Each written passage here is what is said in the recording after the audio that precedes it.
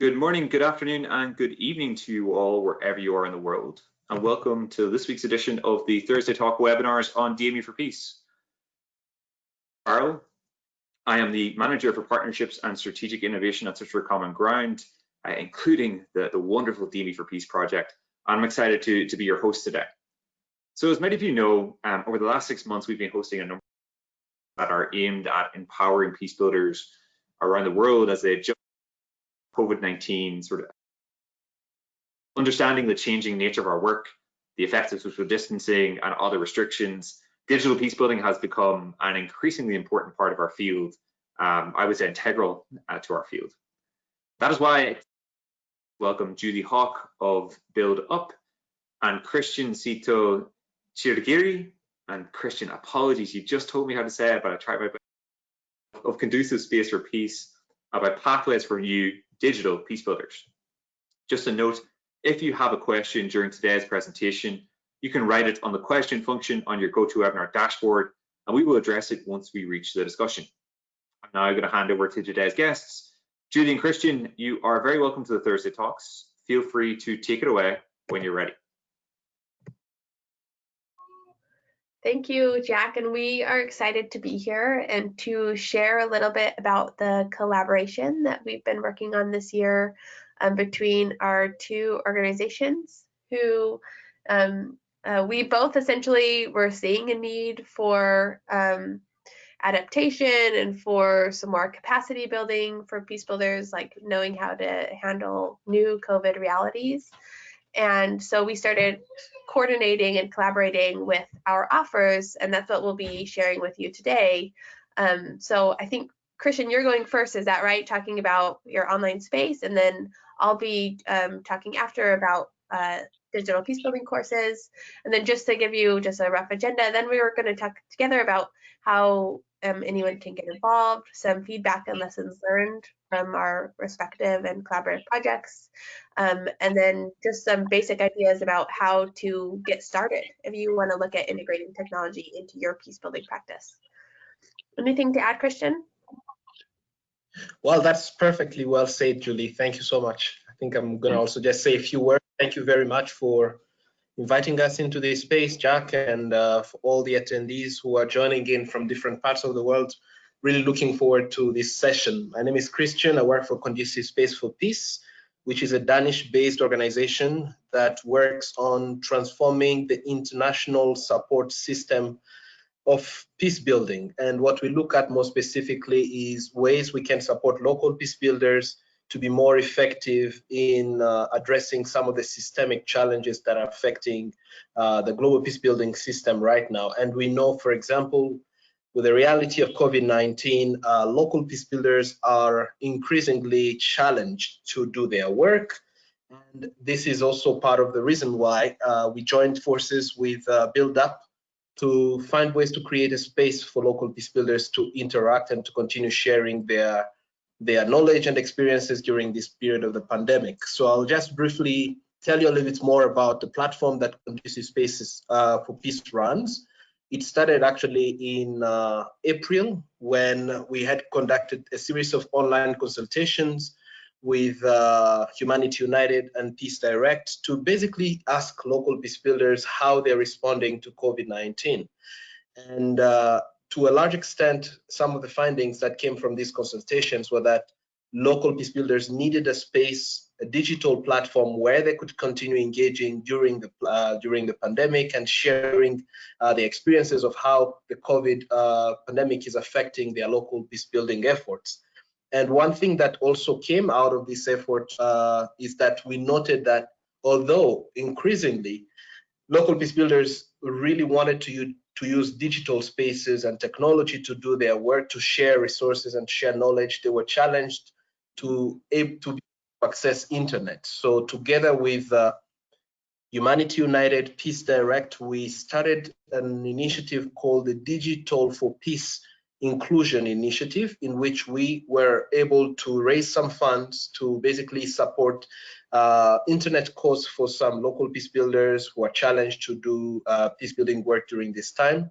But also together with Build Up, we're able to introduce some digital peace building courses that really equip local peace builders in this time to do things like conflict sensitivity analysis, to do mapping, to engage in mediation work, to do facilitation of different kind of workshops using digital technologies. So that is really briefly what I wanted to share with you.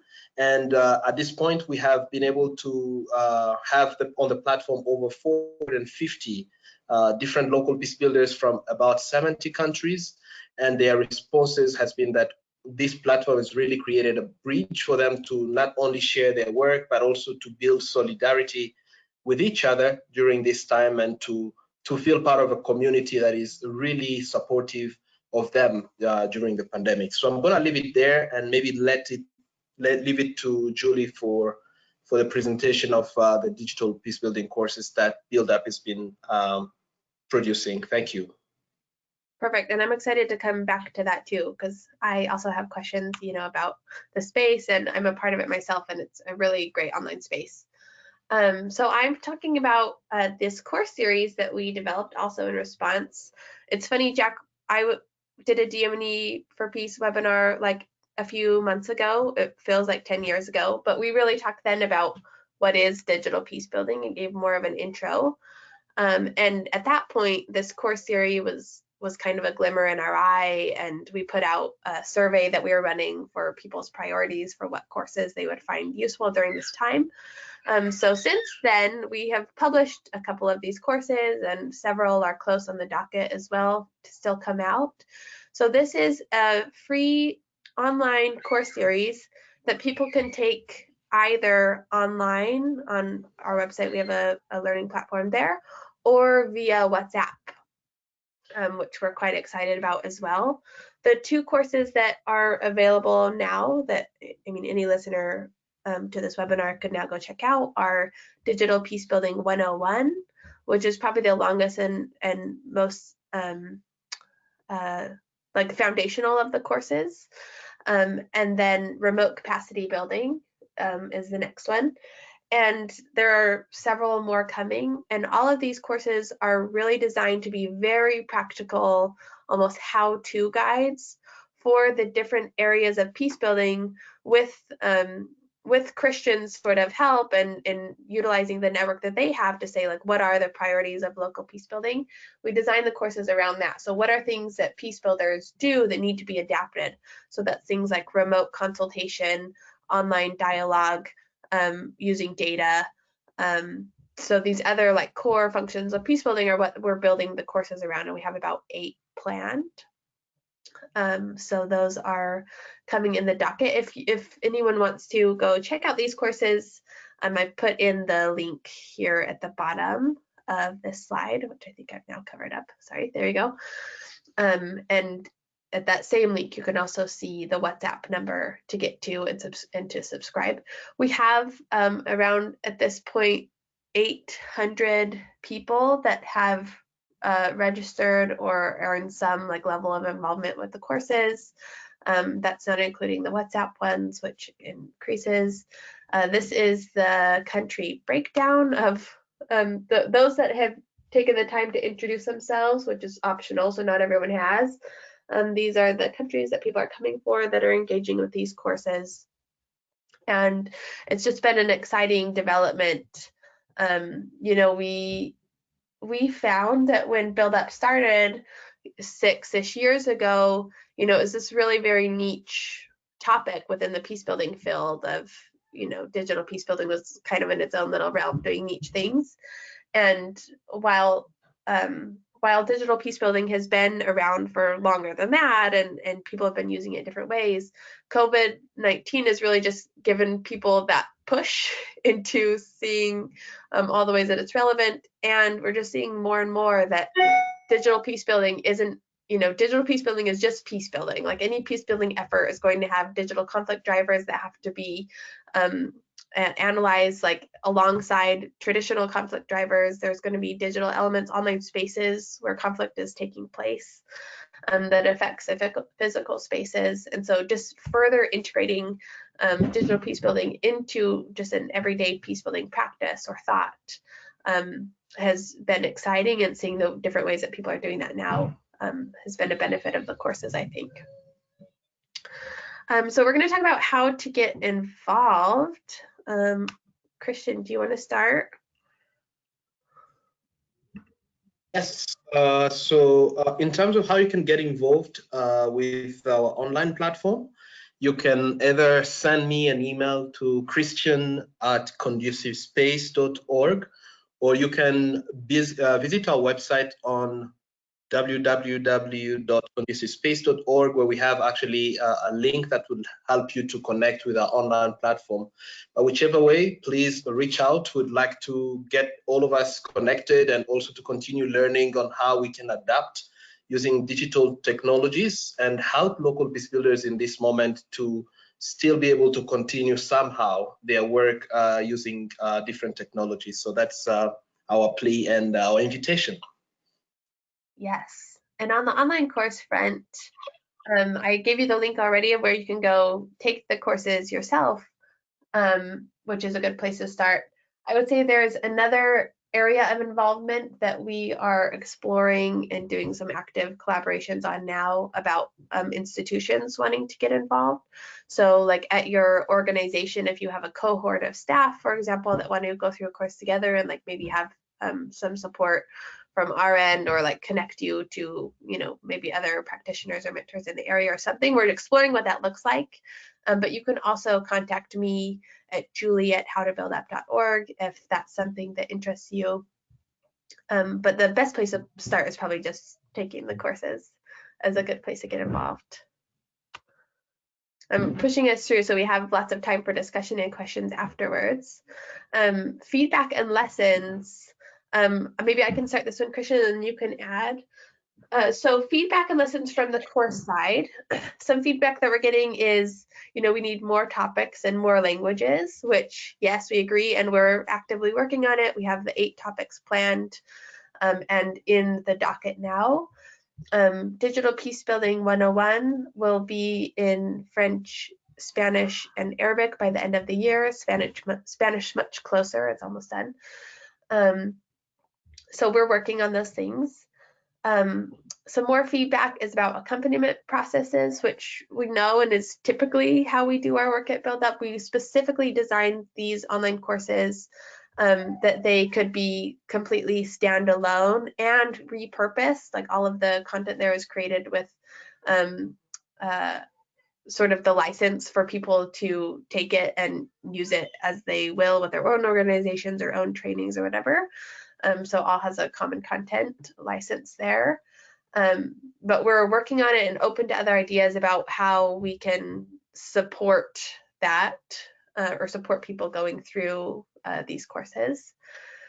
So it's still yet to be seen like how people are remixing or using these courses in different ways, but that is our intention. One of the ways is that, you know, that we're collaborating with a Christian at Conducive Space for Peace, is that like these courses are also made available on their platform. So we're really not picky about where they live. We just, you know, hope them to get out to as many people as possible. We are also looking into like different coordination and thought partnerships.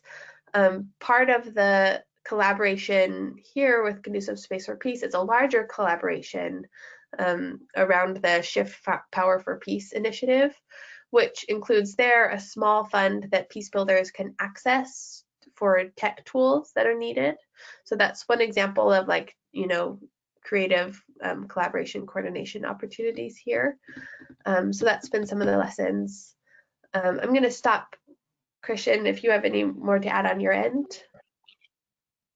Yes, thank you so much, Julie. I think there's already a lot that you've already articulated, but I just wanted to maybe point to the fact that with Build Up having courses available on WhatsApp, this has really helped a lot of our local peace builders who were not able to access internet and who might have had challenges even to access a computer to be able to do these courses. So it's really good that we have the course available on WhatsApp as well.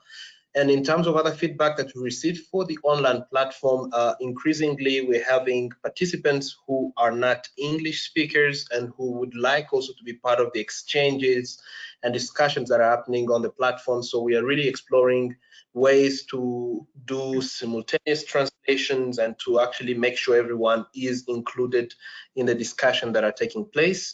Another recent feedback that we received is they would like to really have a space also for self-care. So this is probably one of the areas that still has not been given a lot of attention, in as much as we have made a space for local peace builders to interact with other international actors, but there's really not so much space in terms of allowing for very personal discussions, sometimes private discussions to take place, and we really are exploring ways to create safe spaces using digital technologies. So if any one of us listening has some ideas on how we can do that, would really like to join efforts in making sure that yeah, online spaces can be safe for self-care as well.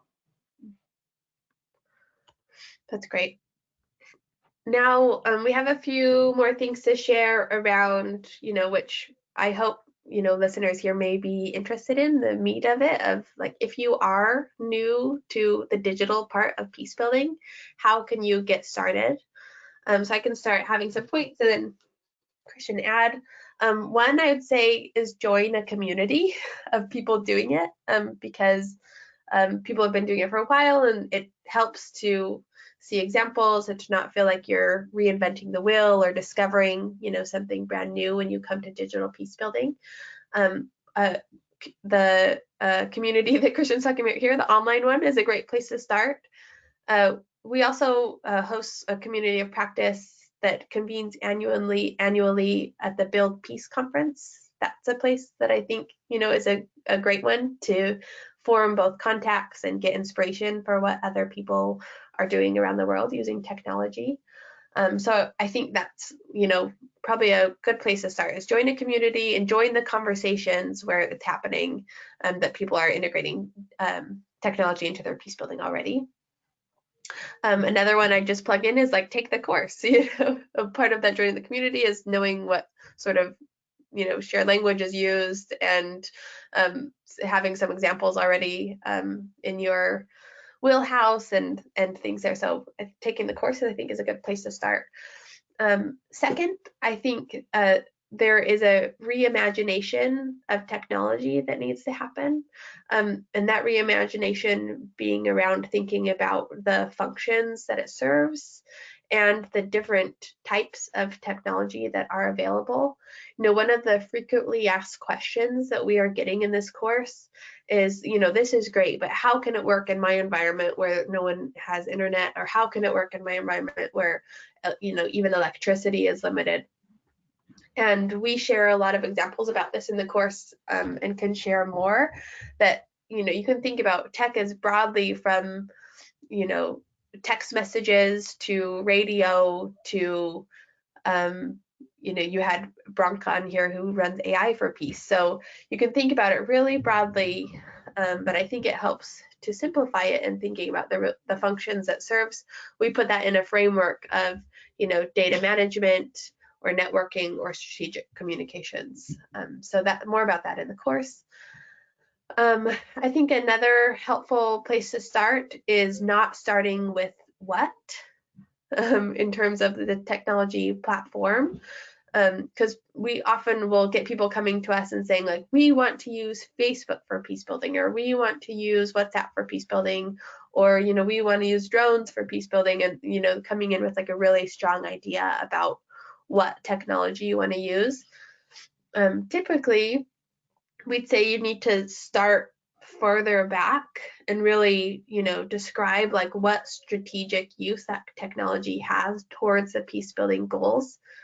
We have a worksheet in the course that the course sort of lands on this design worksheet that takes you through that process of kind of defining the why, the how, the when, the with whom, and then you get to the what once those sort of functions are defined. So I think that's useful. I'm talking a lot, Christian. Do you have anything you want to add here? And then I have a few more points as well to add.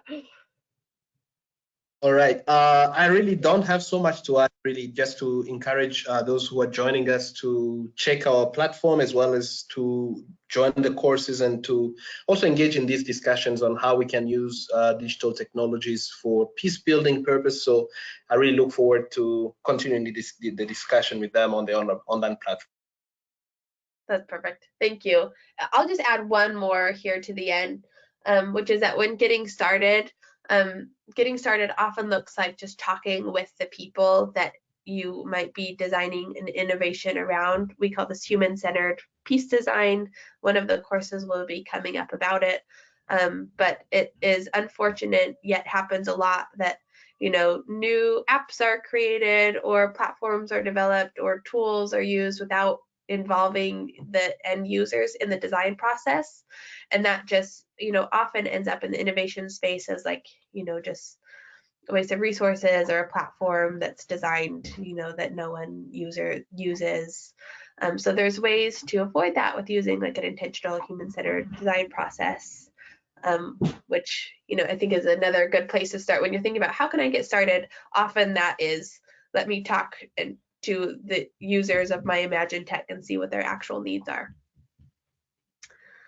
Yeah, so I think that's we're leaving enough time for questions and discussion, so let's continue this, but maybe those are some good headline points to begin thinking about around what getting started looks like. Great, thank you, Julie and Christian. To our audience, we're now going to open up today's presentation for your questions. A couple of notes about our format for those of you who are unfamiliar or new to the Thursday talks. You can submit a question in two ways. The first is through the question function on your GoToWebinar dashboard. The second is to click on the hand icon to raise your hand, which will allow us to unmute your microphone so you can ask your question live. When you do submit your question, we ask that you submit your name and affiliation. And just a note, these talks are recorded and posted on DME for Peace, so those who were not able to join us at this time can go back and listen to the presentation and discussion. So I have a ton of questions. I don't know about the audience, but I feel like I'm going to use my reader's privilege here and sort of ask. And this one is straight for Christian. So Christian, I think Conducive Space for Peace sounds like a great, and I think one of the things that we've been seeing in anybody who's working in the digital peace building space is the slowness to react around coronavirus, in the forums to communicate. I'd be sort of interested to hear sort of why you started Conducive Space for Peace. What was the idea behind it, and what are your long-term goals with the platform? Thank you very much, Jack, for that question. And indeed, you're really spot on how local peace builders are really challenged during this time. Conducive Space for Peace actually was started in 2016, and initially, and this is actually core to our foundation, is that we noticed that the international support system to local peace building faces a lot of challenges that sometimes are not articulated, and we wanted to be kind of a voice for local peace builders who are grappling to interact with international actors on some of the challenges they encounter. One quick example would be how during, for example, this period of the pandemic, while there's shrinking in funding, there's still, for both local and international actors involved in peace building, we see more and more international local actors being disproportionately affected by the shrinking in funding. And this is probably because there are systemic challenges related to how donors structure the funding mechanisms, which make it sometimes difficult for emerging organizations, local organizations, to be able to access needed funding. So Conducive Space for Peace really wanted to articulate some of these challenges, and this is just one area in which we're involved. And in as far as digital peace building is concerned and the online platform, we really felt like it was quite difficult for local peace builders to do their work due to many challenges, including shrinking in funding or including loss of staff and people losing their jobs. It was quite necessary that we create a space where they can engage with each other. And still, as Julie has also pointed out, it's not just about creating a space, but it also equipping them with the kind of skills that they need so that they can be able to continue doing peace building digitally. So that's just maybe in a nutshell what I can say about our work and how we're involved in the online platform. I'm going to leave the link in the chat section so that anyone who's interested can check it out. Thank you. Perfect, thanks, Christian. And I just want to follow up on that. And I'm going to broaden this question out to bring in Julie as well.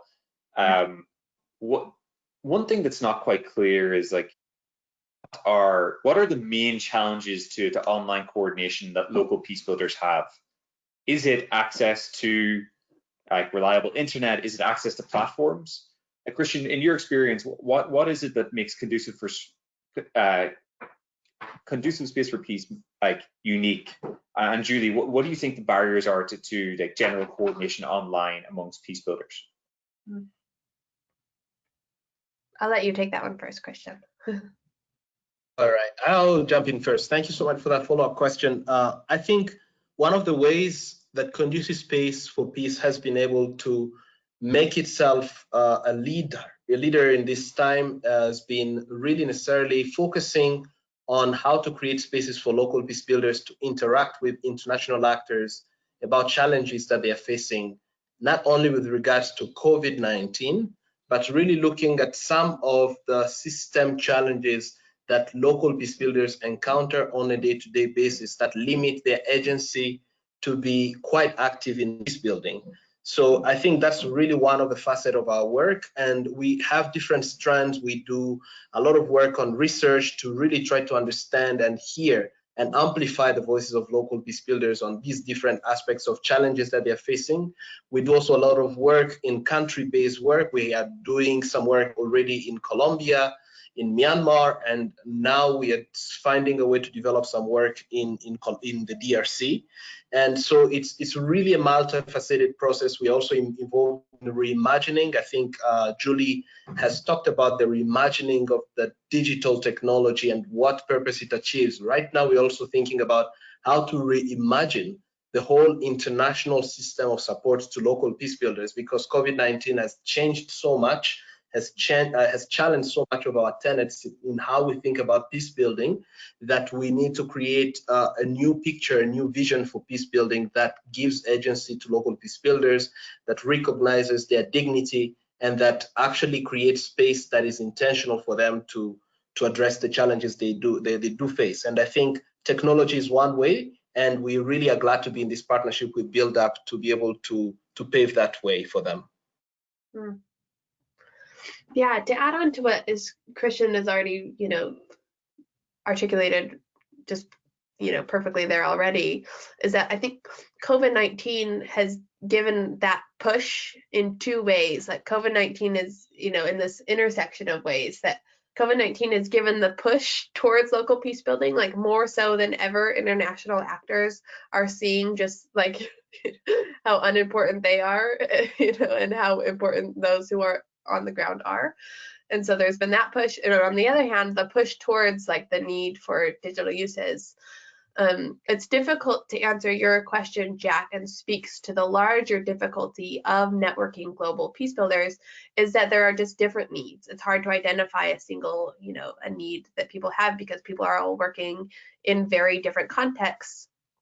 And so like doing that networking work across those contexts with like very specific circumstances that they're in can be really difficult, because lessons learned and, the typical things that you would do in a networking conversation are harder to do. I would say, add to that, answering your question, is that like some of these different needs, where I am in the US, and Build Up runs this project in the US called the Commons Project, is that in some ways COVID-19 has exacerbated, existing conflict dynamics that are now moving online more than others, or like more than they have been before. And so there is a greater need for digital peace building in online spaces, which is different, which is a separate track than digital peace building that is, for example, using tools to enhance the effectiveness of your peace building work. And so I think, people are have needs that are in both of those tracks. at the Build Peace conference that's coming up in just a couple of weeks, it's actually centered around this question, social justice in the pandemic. And we're looking really specifically at 3 themes, which emerged as needs, like in conversation with the Bertha Center, who is our partners in South Africa, around like COVID-19 producing different conflict dynamics and needs around identity polarization, urban space, surveillance capitalism.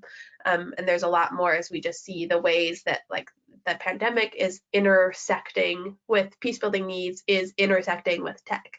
So yeah, I think it's complicated. There's a lot of different needs that we could identify there for different people in their different contexts. Thank you, Christian and Julie, for the detailed answers. And yeah, I think this is a multifaceted problem and a multifaceted space. You talk about digital peace building to one person that tends to have like a different definition depending on who you're talking to. Maybe it's online polarization and misinformation. To another, it's coordination challenges that peace builders are facing on a daily. My next question will be targeted at you, Julie. One of the questions that many people in the audience have flagged, and it's something that I get quite a lot, is like how you mentioned in the online course in Digital Peace Building 101 that it's sort of you've created systems where sort of people with bad internet access are able to avail of the programs. So how can you provide some details, some context for sort of or some ideas around mitigating the sort of lack of access that some local peace builders might have to online platforms? Yes. Like part of that is in just that human-centered design, and just firstly, I think a lot of assumptions are made around like what access people do or don't have. So I think one is just asking the question and then making that very granular about what users you're hoping to achieve, like if it's women, if it's youth, if it's men, and the different platforms and access that requires.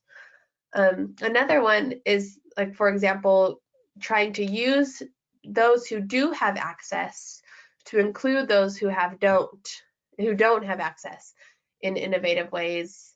And I think I can give an example of this actually. Like one example that we share in the course is about Unahakeka, which is a project in Kenya.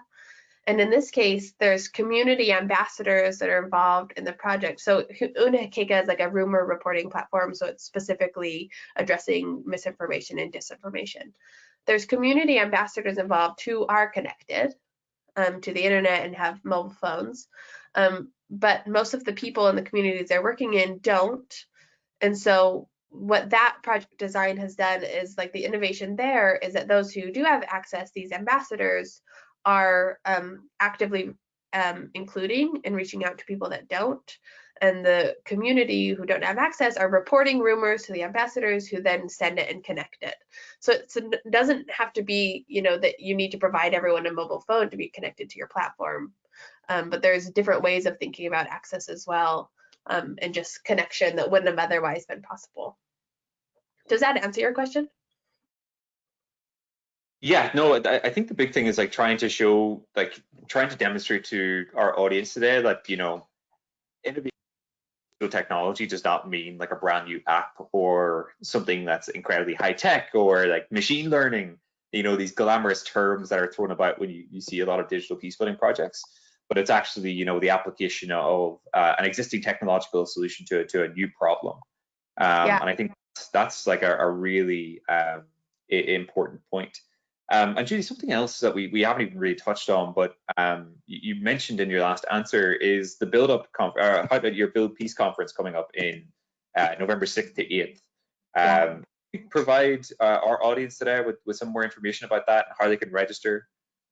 Yes, so Build Peace is an annual conference. This is our first time that it's been fully virtual, and it was meant to be in Cape Town. It will be in Cape Town next year, but we're specifically looking at how the pandemic is intersecting with social justice and technology. And the themes of the program come like very specifically out of specific needs of Cape Town, but can be applied really broadly. So I mentioned, but their identity polarization, urban space, surveillance capitalism. The conference itself is the tickets are donation based, so you can attend, for as little as $15 or less if needed. You can also contact us. And while we're sad that we can't, gather in Philippi Village as we hoped, we are also excited about the potential to have just an even more global gathering of Peacebuilders using innovation at the conference. So please, if you are interested in the conference or just want to hear about a lot of more great examples of Peacebuilders using technology and arts, you can go to howtobuildpeace.org is the conference website and learn how to sign up there. And I will put that in the chat box right now so that everybody can get access to it. So I think that there's a lot that our audience are interested in. I think one of the things that this is coming through in like 6 different questions, so I'm trying to sort of bring it back together in sort of one cohesive point, is digital adaptation. How like, I know you touched on it, Julie, but like, what are the first steps you would take in sort of, I know you mentioned sort of human-centered design processes, but what are the first steps you would take in like adapting a peace building program that's normally done in person, or making significant adaptations to an existing program? What's the first sort of step in your thought process?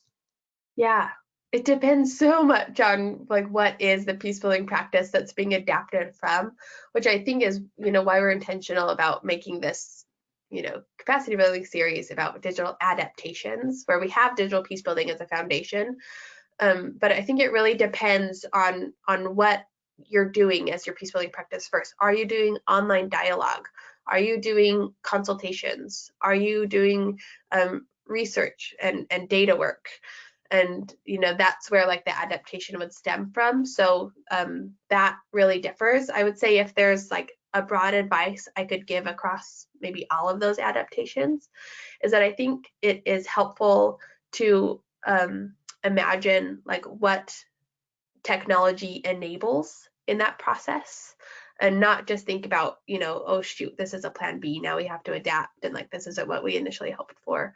But for example, like in my specific area, and an area I'm hearing a lot about, is that an area of peace building practice that people are adapting are dialogue spaces. Like we have, we typically bring this and this group together for this like yearly exchange program / like dialogue setting, and how can we adapt that online?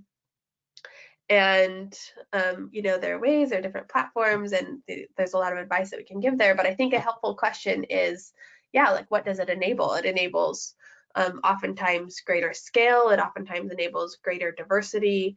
It enables like interesting identity sharing, where people, because of technology, are like embedded in their own spaces and instead of coming to a new space.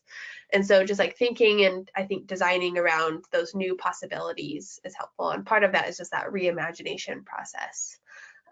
So I'd say like if people have specific ones, I know dialogue isn't, a thing that everyone's doing. So if you're doing, different things like research or data or, program design or other things, then contact us if you have a more a specific question or how to adapt that kind of program.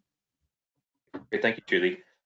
Christian, one thing I'm really curious about is the structure of Conducive Space for Peace. Like, you create these online spaces for dialogue. Do they look like discussion forums? Do you have live discussions? Are they sort of just continuous? Like, are they synchronous or asynchronous? Like, what is the structure of the dialogue online, and what's been most useful to your community? Well, thank you very much for that question. In terms of the structure of Conducive Space for Peace, we tend to look at ourselves as a non-hierarchical organization, in the sense that although we definitely have a leadership structure, we really try to make sure that we create space for everyone to feel part of the team. That's at least one thing I can say from our internal organizing. But if you're looking at how we are structured in terms of digital space and how we create a space for dialogue, the first step that we have been able to do is to create a committee that is an advisory committee that is selected by participants themselves on the online platform, who regularly inform us on the kind of feedback or the kind of updates they would like to see on the platform. For example, in the very beginning when we launched the online platform, we did not know how to make sure that participants coming from certain regions can have their separate discussions, and it felt that sometimes we'd have a kind of a storm of discussions from all over the place. So we had a committee that was able to at least tell us that it's really important that we try to organize participants in terms of groups. So if you go on the online platform right now, we have created spaces for discussions that concern local peace building in the MENA region, local peace building in West Africa, in Central Africa, in Latin America.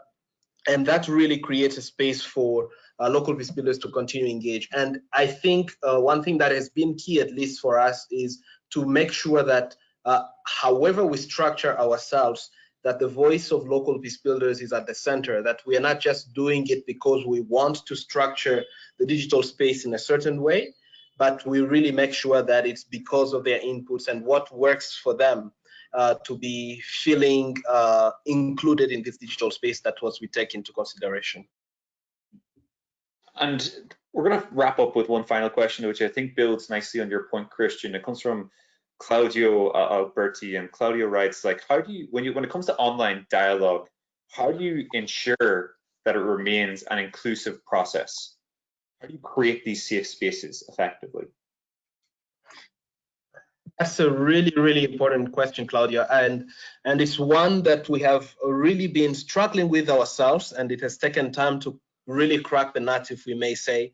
But in terms of best practices that we have seen, at least over time, because we've been doing live streaming discussion, online dialogues for quite some time, one thing that we've learned is that we need to set values quite early on before we start the dialogue. And some of the values that we really believe in is respect, inclusivity, and tolerance. So we really articulate that this space is a space that we really want to nurture solidarity with one another, to nurture understanding. So once all participants agree to those values, then we would like them to commit to them and to keep each other accountable.